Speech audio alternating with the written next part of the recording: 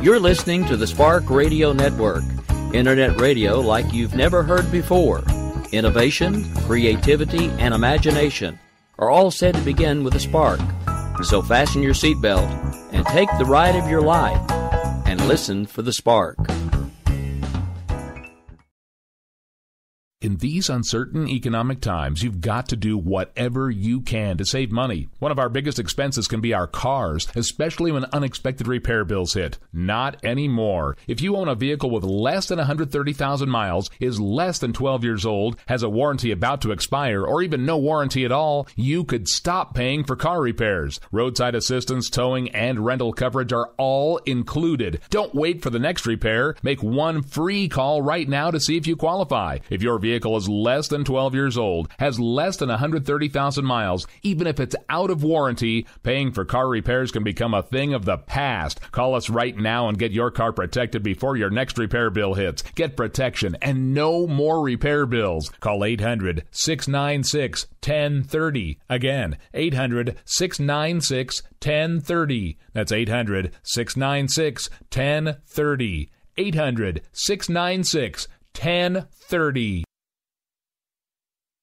Joe had huge problems with the IRS. I knew it was coming. I hadn't filed taxes since 1990. All the IRS letters coming in added up to a nightmare. To get up to like $68,000, my heart started beating fast. It's like, there's no way, man. I mean, I ain't going to be able to do this. Then they stopped his paycheck. So that's when I started making phone calls and found U.S. Tax Shield. U.S. Tax Shield went to work immediately. They just took the bull by the horns. What blew my mind is he called the IRS right then and there. So why is U.S. Tax Shield A+ rated with the Better Business Bureau? Joe knows. They saved me a ridiculous amount of money. If you owe more than $10,000 to the IRS or state, choose the company Joe chose, U.S. Tax Shield. It was the best decision I made. U.S. Tax Shield is the way to go. Life is good. Thank you, Lord. Call 800-471-3287. U.S. Tax Shield. Boo-rah. Yes. 800-471-3287. 800-471-3287.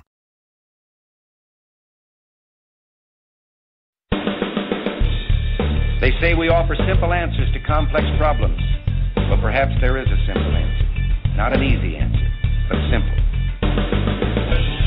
It's common ground. It's common ground. It's common ground. It's common ground. We have serious problems to solve, and we need serious people to solve them. Republicans and Democrats. All right, folks, it is Saturday morning, just a few minutes past the hour of 10, and that means it is time for Finding Common Ground. And, of course, it wouldn't be Finding Common Ground if we weren't at least 3 minutes behind schedule. All right, so this morning I am joined by a couple of different co-hosts. We have returning with us for the first time in a long time, the original Left Chair co-host, Mr. Dave Brown. And, of course, I am also joined by my usual Left Chair co-host of the moment, Mr. Bryce Robbins. And I think we're actually going to start the show by letting Dave play a little bit of catch-up since it's been, several months since he's been with us. So why don't you go ahead and let folks know what you've been up to, anything new, cool, exciting, all that fun stuff. Hey, well, thanks for having me on. Normally I'm at work right now, but I took today off because the last couple of days I've been at the Oklahoma Library Association annual conference. And on Thursday, I actually was a presenter. I got to finally present my idea for, well, if I had my druthers, I would turn it into a college class, but I got to present my comic books as folklore thing, and it went over really well. I got a great response. There were more people in the room than I thought. It was in one of the smaller rooms, which was great. I did not want a big crowd, and had about, 25 people or so in there. And I got a lot of really good responses out of it. People coming up to me afterwards saying that they really, really enjoyed it. I had people coming up to me afterwards, days later, or the next day, saying that they really liked it. I had a couple people say it was their favorite part of the whole conference. So it was a lot of fun. I really enjoyed it. I was a nervous wreck. There was things I'm sure that I forgot to do, but I had fun. So it was good. Other than that, I've just been this actual presentation has kind of been my almost singular focus for a few months now. And so now I'm like, I know, I have emails to prove it. Yes. Yeah. So now I'm next month, or actually later this month, I've been taking part in the Leadership Mid-America program, which is for those of you in the kind of south of Oklahoma City, south of Norman area around, Blanchard, Newcastle, Wayne, all that area. There's a place called Mid-America Technology Center. Used to be Mid-America Votech. And they have a leadership program that they do. And I've been going to it this year. And we're going to graduate at the end of this month. But in the meantime, I volunteered to put together a video for our graduation package. And now I need to start working on that. So, yeah. Let's see, Monday, I will be doing a special edition of Around the Ring, my pro wrestling podcast, which had been on hiatus for a long time, basically so I could catch up with everything else. And something we're going to talk about because it's WrestleMania weekend. And Jason, my former co-host, he's going to join the show, which will be nice. It's always much more fun doing that with someone to bounce ideas off of. But he and I are going to talk about everything that happened over the weekend, NXT TakeOver Dallas, which I still haven't finished watching, WrestleMania, and then I was going to make an announcement about the show, which I'll just tell you guys now.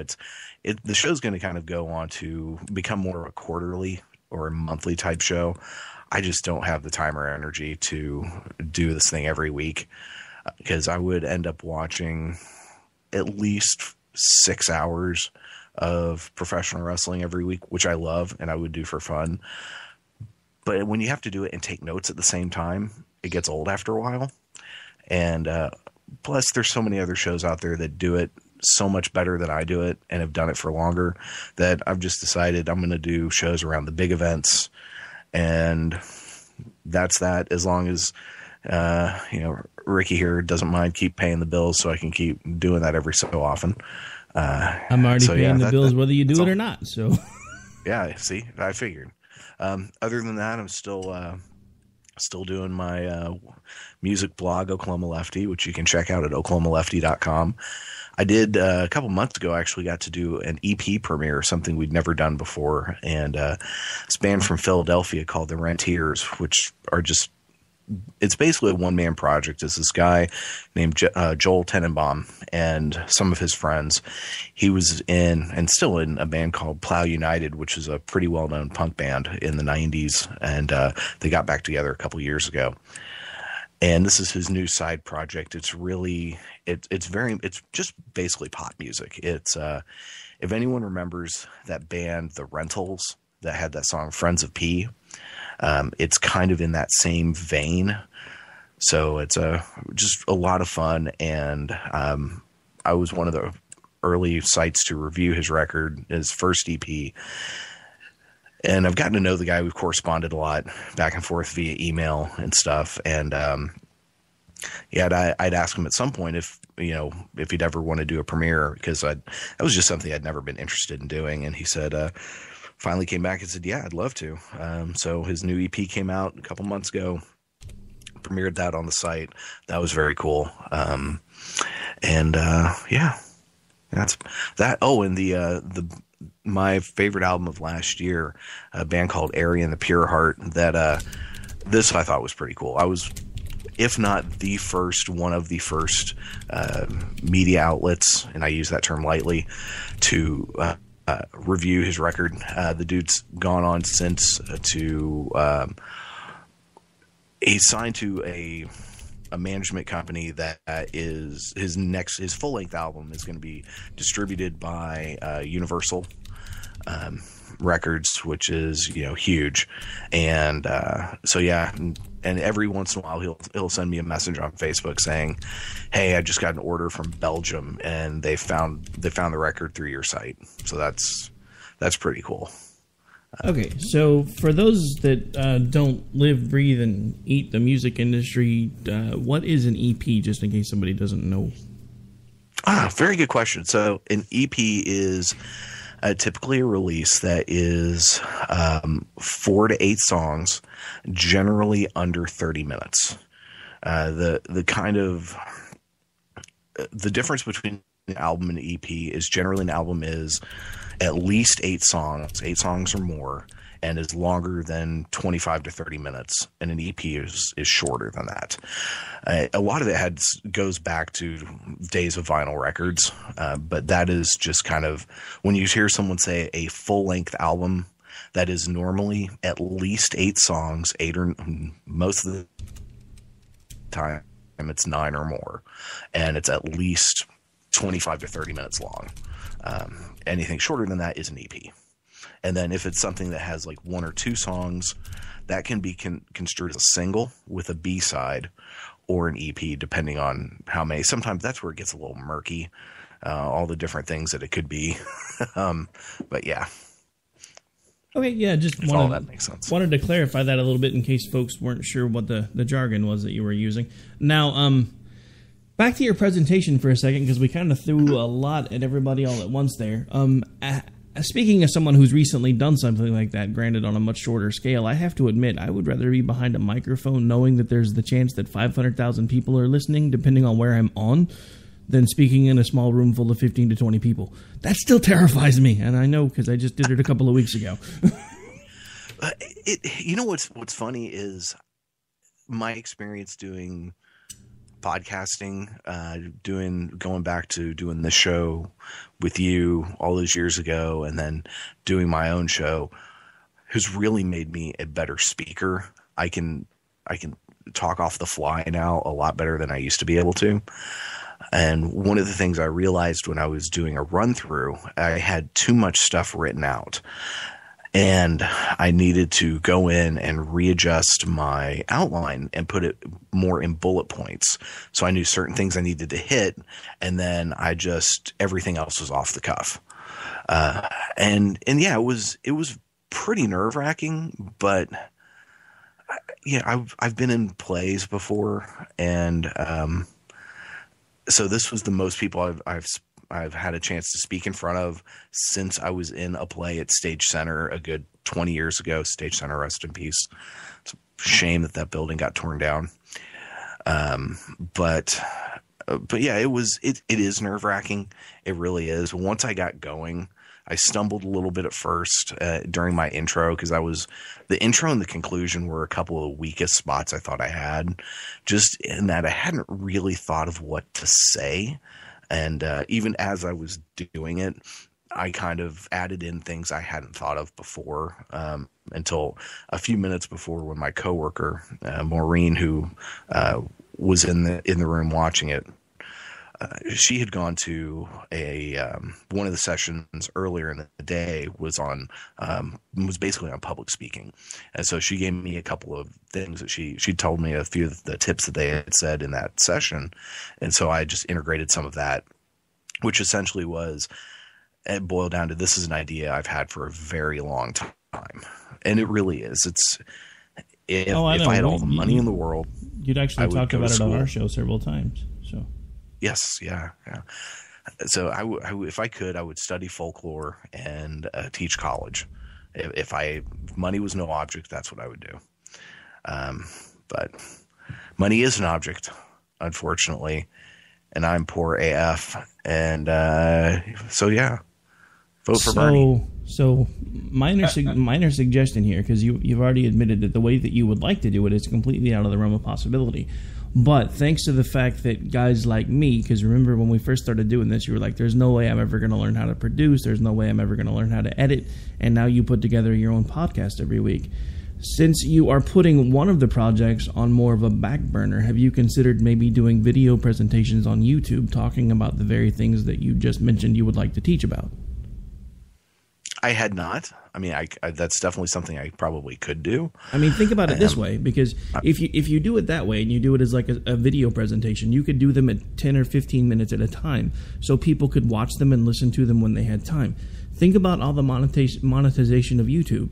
You might actually find a way to do what you want to do and get it to the point where money might not be an object. Yeah, that is true. It's actually kind of ridiculous, the amount of money some people make on YouTube. I mean, granted, the people that make millions on YouTube, those are still very rare. But there's a large number of people that make 6 figures a year on YouTube.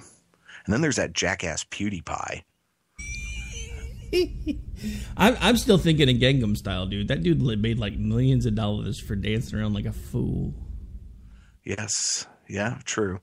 Who knows how much of that was taken by the North Koreans, but it's a whole other story. Probably about 99%. But hey, 1% of $10 million is still a lot of money. Heck yeah. I'd like that 1%. That's 1% I could take. I wonder if Bernie could take it.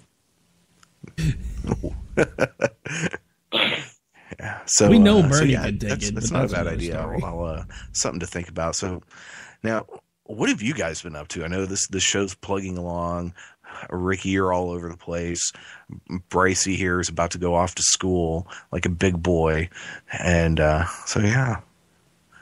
What have I missed in my time gone? You've been so far away, Dave. I'm sorry, what? You kind of broke up. I said you've been so far away, Dave. I have been. Oh, God, I think... Yeah, because before we went on the air... I'm sitting here listening to you guys talking. I'm like, I have no idea what in the F you guys are talking about. So wait, how's that different than any other time you're on the show? True. But now you guys are like dropping names. You're throwing things around, talking about so-and-so and such and such. And I'm like, what? Well, that's the joys of starting to be legitimate enough that you're starting to get invited to conventions. I'm actually really starting to make connections now, which is why things are honestly really starting to hum along. Because what happened, and this all happened by accident. There was, because, we went there mainly to represent WNJC, because by the time the credentials were approved, they didn't realize that I wanted space for our network too, which was fine because I wound up being busier than I ever thought I was going to be when I was there. But when JD and Stacy were on the air doing their show, what had happened is the guy that was coming on right after them is on one of the stations in Dallas. So when they were doing the change-up, they were having some technical issues, so they let them carry on an extra few minutes, and by the time it was all said and done, that it was basically a hot swap. If you were on, you got up, the next guy sat down, grabbed the microphone, kept on running. Well, what they didn't know was for like 5 minutes while they were trying to iron out a technical issue, they were on a station out of Dallas. One of the folks that are involved in another station out of Dallas happened to be listening and caught the few minutes of that. And now all of a sudden I've been getting emails and contacts and everything else from stations out of Dallas wanting to know what it takes to get some of our stuff on over there.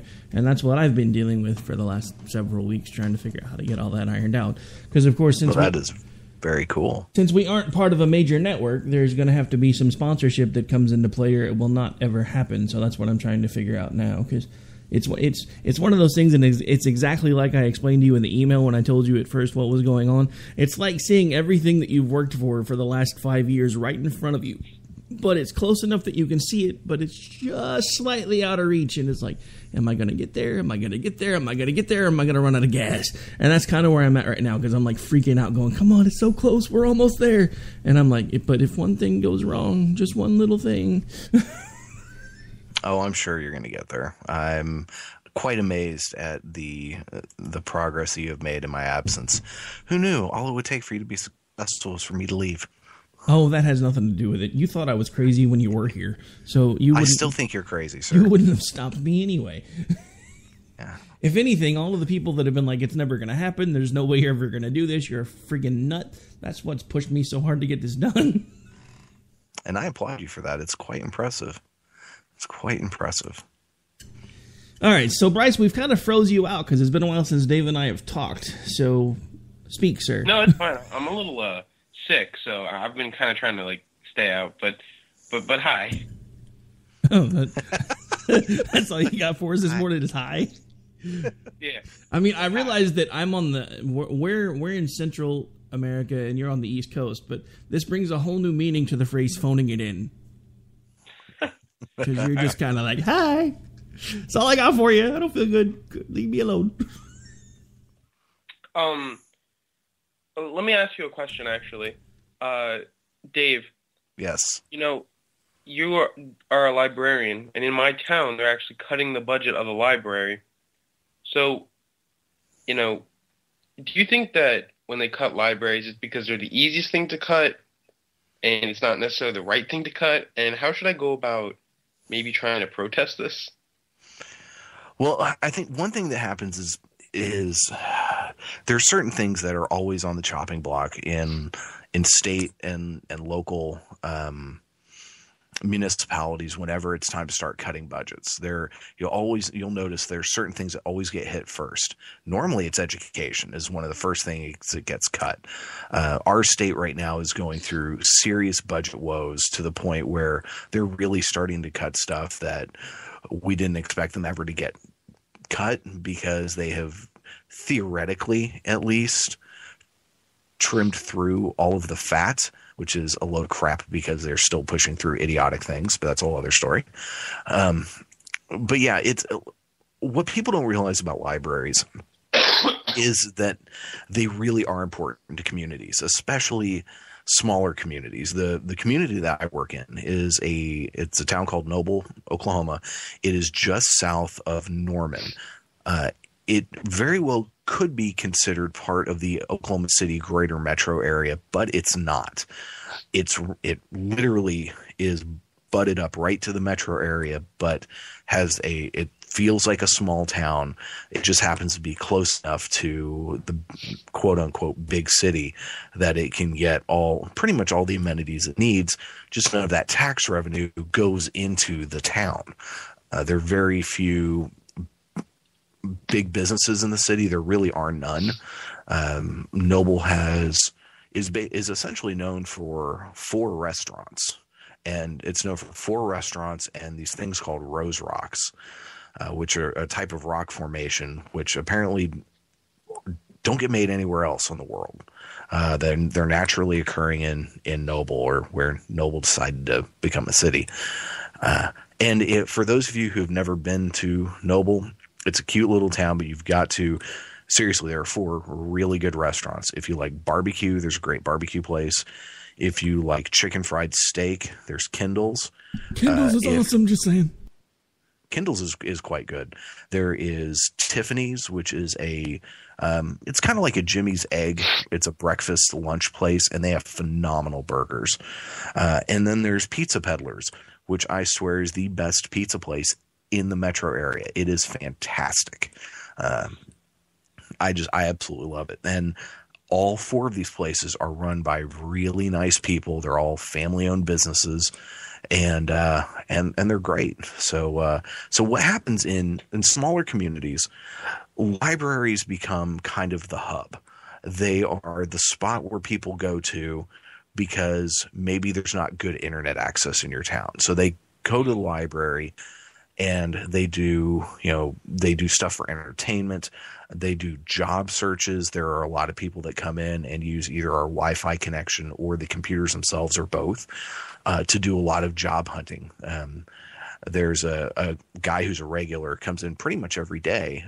He is working on his master's degree in something, I can't remember, but he has worked in the oil industry forever. And the oil industry is taking a hit right now because of the price of commodities is so low. Now, I'm a firm believer that if the CEOs would just take some freaking pay cuts and start spreading that money around that they've been hoarding at the top, they wouldn't have to fire so many people. But God forbid God forbid people actually share the wealth of and the success of a company. But I digress. But this guy lost his job. So now he comes in. They don't have internet at home. He comes in every day, and he uses our Wi-Fi. He uses our computers. His kids come in. They're homeschooled, and they use the computers. And so they take full advantage of the services we offer. Sure, they don't check out many books. They'll check out some movies, but they use these services. There are a lot of people that come in, and they check out tons of DVDs. We don't have a video store in town. Not that many places have video stores anymore. But Noble doesn't have the best internet, high-speed internet in the world. So Netflix and things like that are real freaking iffy. So people come in and they check out DVDs. Our DVDs circulate like a mofo. It's crazy. So yeah, when people are looking at cutting libraries, people just think libraries are just books, and that's far from it. We provide not only books and movies and periodicals. We also provide internet access. We do programs. We have a lot of after-school programs because there is a school across the street that's all 4th and 5th graders. We do stuff with those kids. Aside from being the unofficial #1 unlicensed daycare in the city, we actually do programs for these kids. We provide meeting places. Libraries in a lot of areas have become the place where people go to do events. You can, in many libraries, you can rent out rooms to use for events, for parties, for all sorts of things. There are tutors that come and meet students at our library almost every day. There are college students that are taking classes online that do proctored exams in our libraries. So yeah, when politicians are talking about cutting libraries, what they're really doing is they're harming their community by doing, basically it's the opposite of empowerment for those on the bottom rungs of the socioeconomic scales. And it really does hurt. It really hurts, but it's one of those things that, who cares about the library? And unless you are someone using the services, people a lot of times don't realize how important they are and how many lives they impact. So yeah, that is something, the people in your area, if they're talking about, cutting library, that's something you can use to explain why it's a good idea not to cut spending on the library. And different libraries are funded in different ways. So all of this depends on your community and where they get their funds. In Oklahoma, libraries are funded through ad valorem taxes or through property taxes, basically. The system I work for is a 3-county system. And so we get our money from the ad valorem taxes of Cleveland, McLean, and Pottawatomie counties in Oklahoma. We are one of the 3 largest systems in the state, the other being the Oklahoma County, which is the Oklahoma City Metro Library System, and then the system up in Tulsa. I believe it's the Tulsa County system. As far as the number of branches and the number of miles that we serve and the number of people that we serve. So because of that, our tax base hasn't really been quite as affected in some ways as other things, because our taxes come from the counties and they come from property taxes, which hasn't really changed a whole lot. Now there is state funding that we get through the Oklahoma Department of Libraries, which is getting its funding cut a bit. And as that stuff gets cut, then depending on how far it gets cut, we lose federal funding. And that's where a lot of the problems really come into play, is as states cut their fundings for certain programs or certain departments, they can then lose federal funding, which is it's a double gut shot. It's like a shot in the gut and then a punch in the face to the department that's losing that funding, because not only are you losing your state money, but now you're losing your federal money because the state's not putting in enough. So that's an issue. But different libraries, like city libraries, are funded in different ways. So, sometimes you have to make hard choices. The thing about governance is you're sitting in a room and you can't just be an ideologue, because if you were just an ideologue, you have problems that run up, and you have a state in basically the situation that Oklahoma is in right now. It is beyond idiotic that we are in these dire straits that we are in right now with the funding of our state government. It's because it has been run by one party, and one party solely run by ideologues and zealots. And there's been nothing about just good common sense governance. So yeah, if it comes down to a point where, say, a library is run by a city, and the city is, well, we have 7 police officers and we have, 5 library employees. I don't want to make that decision, but yeah, there's going to be times when it boils down to, okay, fire department, library, fire department, library. And you have to make those hard choices. And I don't envy those people. What angers me is the people that go in there with singular, idiotic focus that don't understand what they're actually getting themselves into and are more concerned about pushing their ideology than they are about actually taking care of the people that they were elected to serve. Recently, I was, as part of the Leadership Mid-America program, we went to the state capitol, and we had a state senator. I want to say his last name is Scott. I'd have to go back and look at my notes. He's a Republican from I don't know where, but he was fantastic because he pulled no punches. He called a spade, and it was hilarious. He's like, well. He was talking about the state of American politics. He's like, look at our choices that we have for who's running for president. We have a reality show host, a future felon, a right-wing zealot, a socialist, and a guy who's so green in the Senate he doesn't know what he's doing. And I mean, he summed up, really, truly, he summed up Trump, Hillary, Cruz, Sanders, and Rubio perfectly. So then I asked him, I was like, do you see ideology getting in the way of good governance? He said, oh my God, yes, absolutely. It gets in the way. So I applaud people who are like, I'm going to stand up for what I believe in, and I'm going to go do this and this and this in government. But you get in there and you just are waving your flag and you're not serving your people.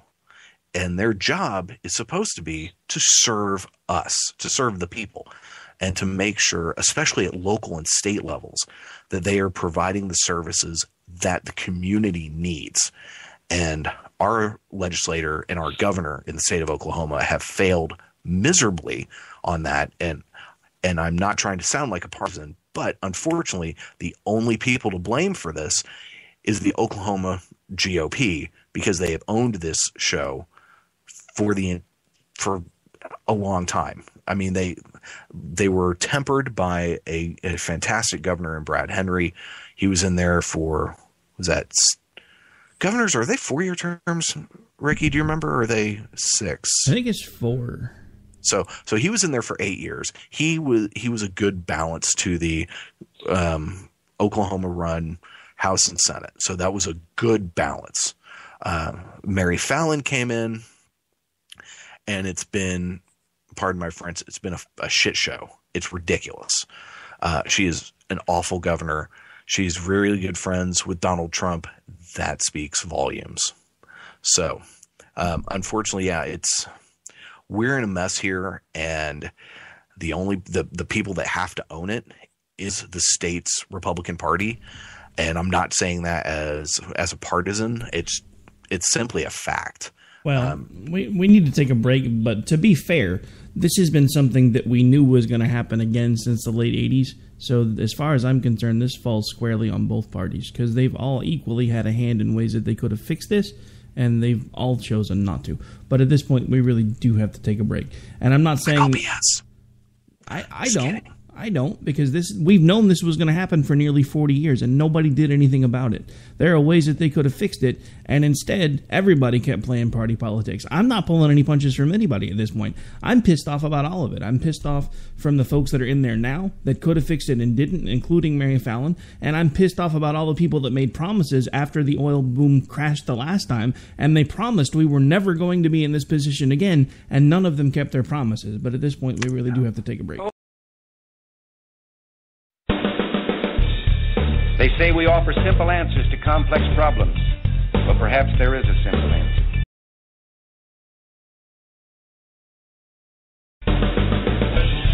It's common ground. It's common ground. It's common ground. It's common ground. The internet will never be the same. You're listening to K98Talk.com. Wow! Good God, y'all! What is it good for? Absolutely!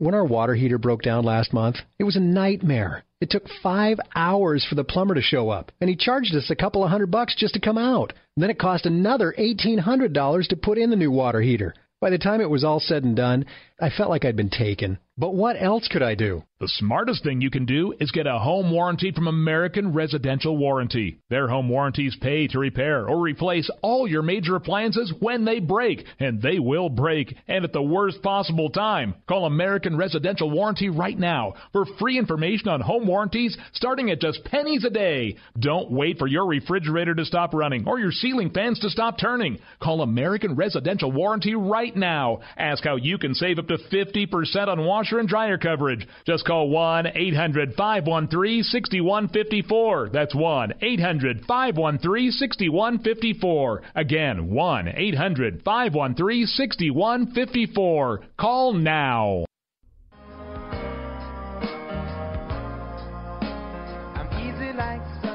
Wondering why you're up early with us on a Sunday morning making a cocktail? News lately got you drinking? Hungover from the mainstream media by Sunday? We are, and we got you covered. We sure do. We got your hangover cure for those weekly news blues. So sit back, top off your mimosa, and add some Baileys to that coffee. Take a match to your copy of the New York Times.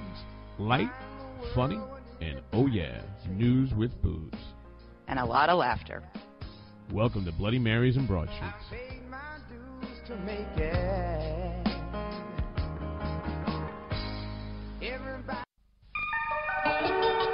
The staff of K98 Talk and the Spark Radio Network is proud to announce that our very own Rowdy Rick Robinson has been selected as one of the top conservative talk show hosts in the nation for his program America Off the Rail.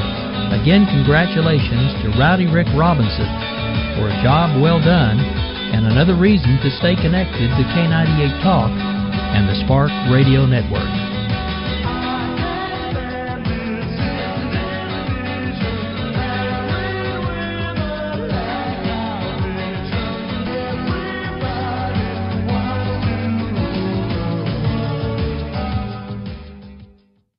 Our military service members volunteer to protect us in the most dangerous places around the world. They step up. And when they are severely ill or injured, returning to their families is only the beginning of their long road home. Wounded Warrior Project provides these brave men and women whatever they need to continue their fight for independence at no cost for life. So now it's time for a grateful nation to step up. Join us at findwwp.org. It's common ground. It's common ground. It's common ground. It's common ground. All right, folks, we are back. We are live. It's Finding Common Ground, and today I'm actually joined by my two left co-hosts, Dave Brown and Bryce Robbins, and we went on a bit of a tear about the library system, which is not surprising since one of the hosts here that only comes on occasionally now is actually a librarian. I still think he's secretly like the Noah Wiley cool librarian and just doesn't want to tell anybody about it, but that's just my little side bet. I still have yet to see any of those. But the point, real quick, the point I was making as I was pontificating there is a single-party rule. You say pontificate, I say bloviate. Yeah, yeah, whatever. So single-party rule is never a good thing. Both parties are chock full of idiots, and both parties have some good ideas, and it needs to be balanced. And there are examples of imbalance on both with Republican-led states and Democratic-led states. And 9 times out of 10, they always, for a while, they'll do well, and then when the fit hits the shan, it goes all to hell. So yeah, it's and that's my main point. I'm at the moment I'm a registered Democrat, and that was simply so I could participate in the primaries. And I swear to God, not a month after I changed my registration from independent back to Democrat, the Democratic Party was like, "Oh hey, independent, you can vote in our primary this year." I was like, "Motherfucker, really? I just sent in that paperwork. Crap." But that's okay. After the election cycle's over, say what? Did you say when the fit hits the shan? When the fit hit the shan, yeah. So, that is awesome. Thank you. Hey, I stole that from Pump Up the Volume. That's good stuff. Charles U. Farley.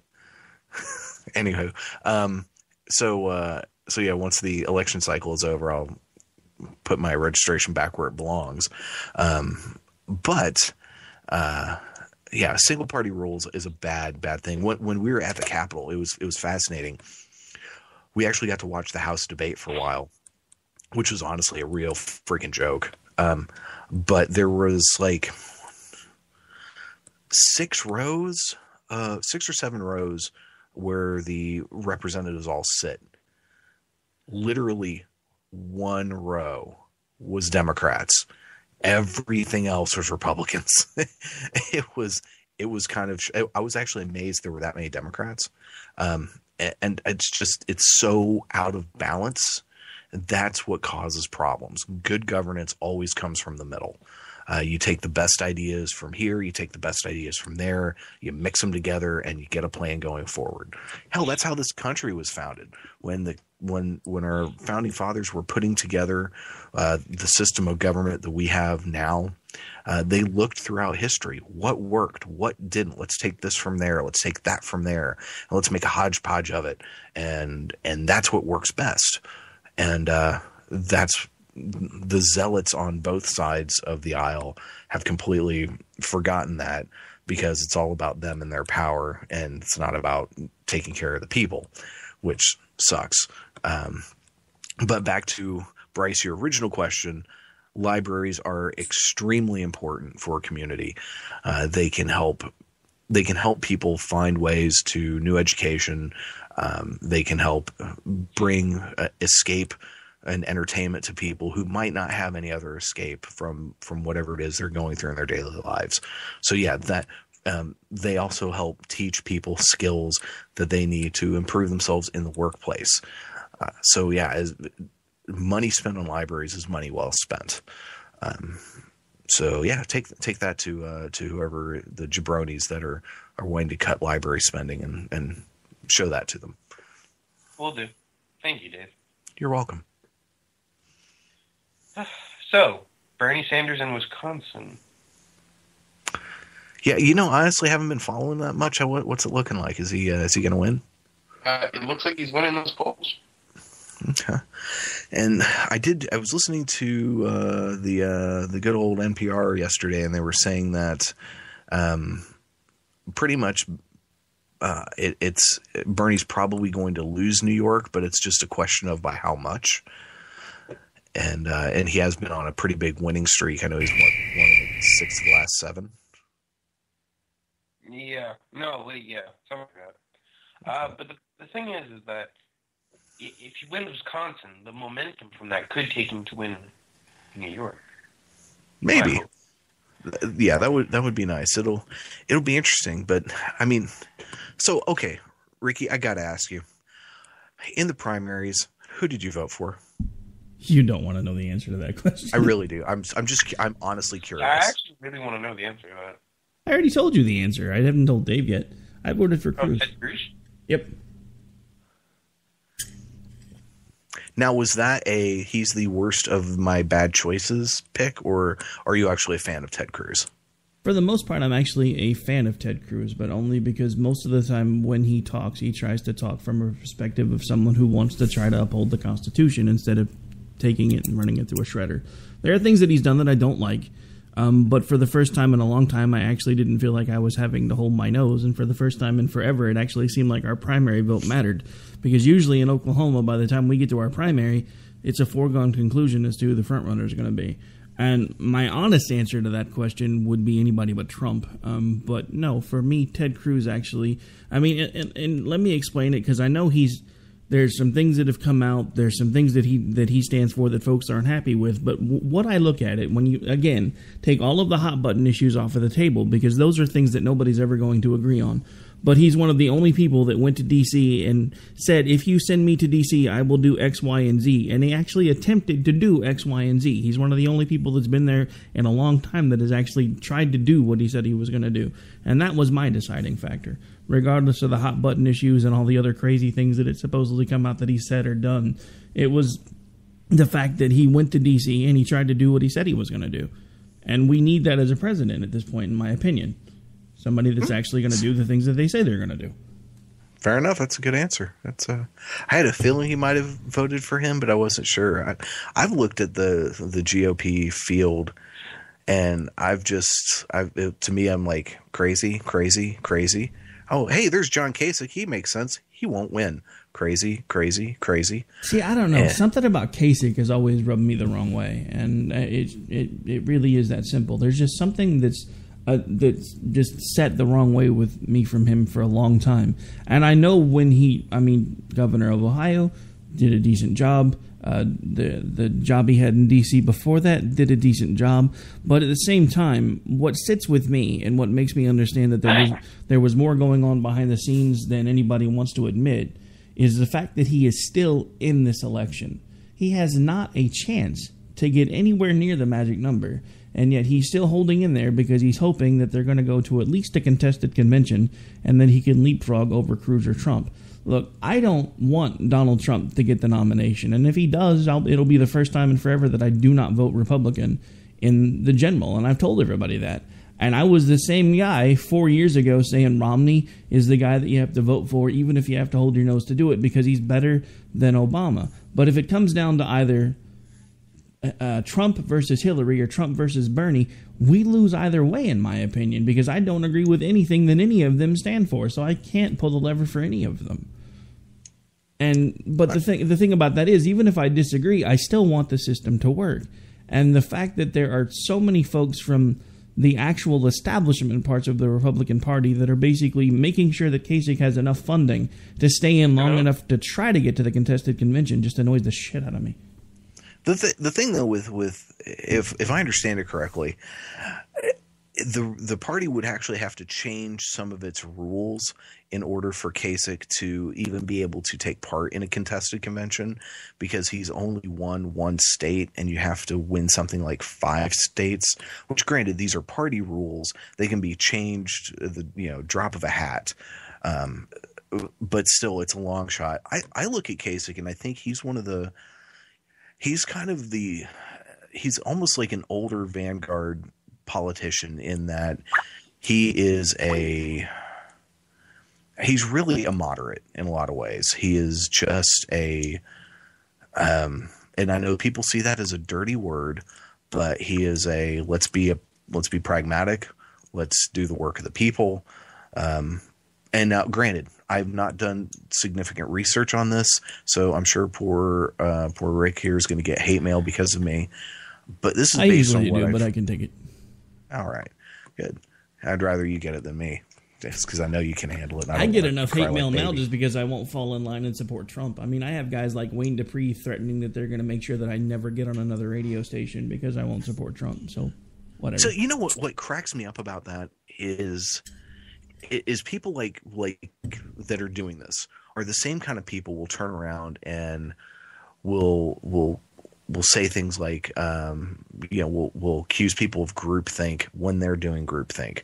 We'll say things like we got to do such and such for freedom. It's about freedom and liberty when they're taking a tyrannical stance. It's shut up and get in line or you will pay.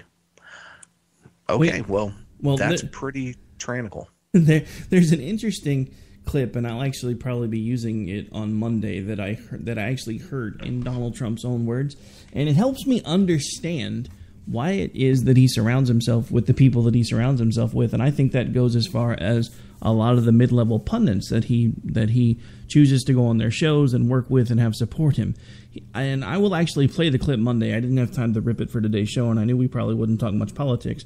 But the interesting thing and the terrifying thing, and you can hear it in his voice, and you'll be able to hear it Monday. He was completely 100% sincere when he said this.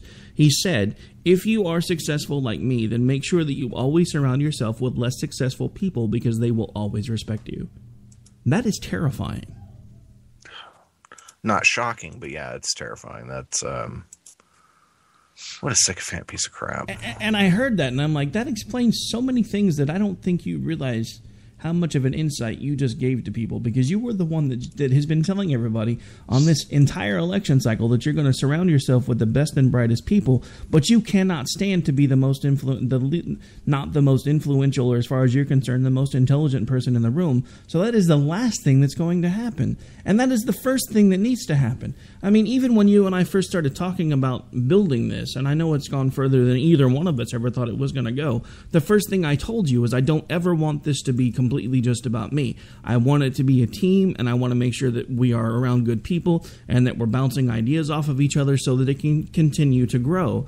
And that sometime, at some point, there will be a show that will probably even do better than some of the ones that I do. And that's already happening. JD and Stacy's numbers kill me every week on the station that I built, but I get better numbers everywhere else. That does not concern me, because the simple fact of the matter is the message is still getting out, and I'm helping that happen. And it's because I make sure that I'm not always the smartest, most educated, or best person in the room, because I can't be, because there's always going to be somebody that's better than me. And the fact that he doesn't want to see that or refuses to see it not only is mind-boggling, but it terrifies me as to the state this country is going to be in if he becomes president. Because imagine who he's going to put in cabinet positions if he's always got to be the smartest guy at the table. Well, see, the thing, though, with you, with what you've just explained, it's because you're not an a-hole. I don't know. There have been times you've disagreed with that statement. No, there are times you become a-hole-ish. But as a general rule, you are not an a-hole. Hey, Bryce, I think your guest is already calling. It's a little early. Oh,